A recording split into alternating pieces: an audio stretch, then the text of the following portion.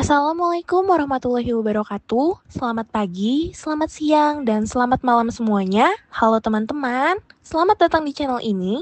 Kali ini, aku Aisyah Safar Sandi dari kelas 12/4 akan mengajak kalian semua untuk belajar bersama tentang teks diskusi. Materi ini penting banget buat dipahami karena sering muncul di sekolah, bahkan dalam kehidupan sehari-hari, pasti kita juga sering berdiskusi. Pertama, kita bahas tentang ide pokok dan ide pendukung. Ide pokok adalah inti atau gagasan utama dari sebuah paragraf, sedangkan ide pendukung adalah kalimat-kalimat yang menjelaskan ide pokok. Posisi ide pokok bisa ada di awal, di tengah, atau di akhir paragraf. Kalau di akhir, biasanya disebut induktif dan sering ditandai kata seperti jadi, oleh karena itu, atau kesimpulannya. Setelah tadi kita membahas ide pokok dan ide pendukung, yang kedua kita masuk ke dalam hipotesis. Hipotesis adalah dugaan sementara terhadap suatu masalah yang masih harus dibuktikan. Pentingnya hipotesis adalah sebagai dasar penelitian atau pengamatan lebih lanjut. Nah, dalam diskusi, hipotesis ini bisa jadi usulan awal untuk memecahkan masalah atau jadi dasar argumen yang bisa diperdebatkan. Kalau tadi kita sudah bahas tentang unsur-unsur diskusi, sekarang kita lanjut ke pembahasan tentang teks diskusi. Jadi, teks diskusi ini berhubungan langsung dengan unsur-unsur yang tadi. Karena lewat teks, kita bisa melihat bagaimana pendapat, argumen, dan solusi disampaikan secara tertulis maupun lisan. Selanjutnya, kita bahas struktur teks diskusi.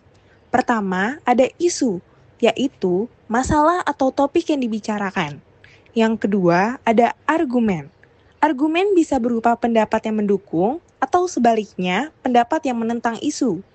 Yang terakhir, ada kesimpulan, yaitu ringkasan hasil diskusi bisa berupa solusi atau rekomendasi.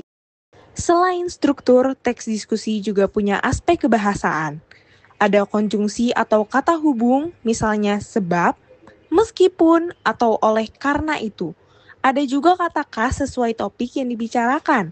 Misalnya istilah teknologi kayak robot atau algoritma. Dan terakhir, ada kata rujukan misalnya ini, itu, atau tersebut.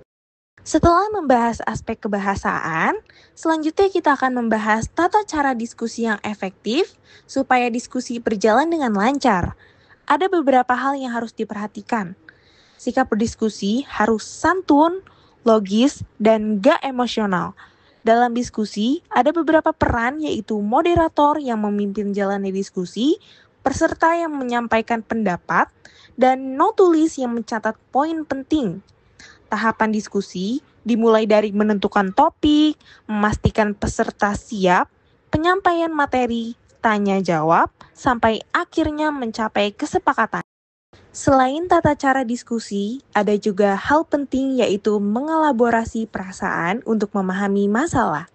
Kenapa perlu? Karena dengan menggabungkan pikiran dan perasaan secara tekun dan cermat, kita bisa lebih bijak dalam mengambil keputusan. Misalnya, memilih sekolah atau menyelesaikan masalah yang rumit. Tahapannya ada 4. Yang pertama, mencari informasi sebanyak mungkin tentang masalah yang dibahas. Yang kedua, memilah informasi, yaitu memilih data dan fakta yang benar-benar valid dan bisa dipertanggungjawabkan. Yang ketiga, mengolah informasi. Kita perlu memikirkan peristiwa yang terjadi, kemungkinan, serta dampaknya, lalu merasakan kemungkinan solusi yang paling tepat. Dan terakhir, menyampaikan solusi. Hasil pemikiran dan perasaan kita disampaikan kepada orang lain, lalu didiskusikan bersama untuk melihat perbedaan pendapat yang mungkin muncul. Jadi, teks diskusi bukan cuma teori, tapi juga sangat dekat dengan kehidupan kita sehari-hari. Dengan memahami ide pokok, hipotesis, struktur, aspek kebahasaan, dan tata cara diskusi yang efektif, kita bisa lebih mudah berdiskusi secara terarah dan bermanfaat. Sekian penjelasan kali ini. Jangan lupa like, komen, dan subscribe ya. Saya Aisyah Safa pamit undur diri. Terima kasih sudah menyimak. Sampai jumpa. Wassalamualaikum warahmatullahi wabarakatuh.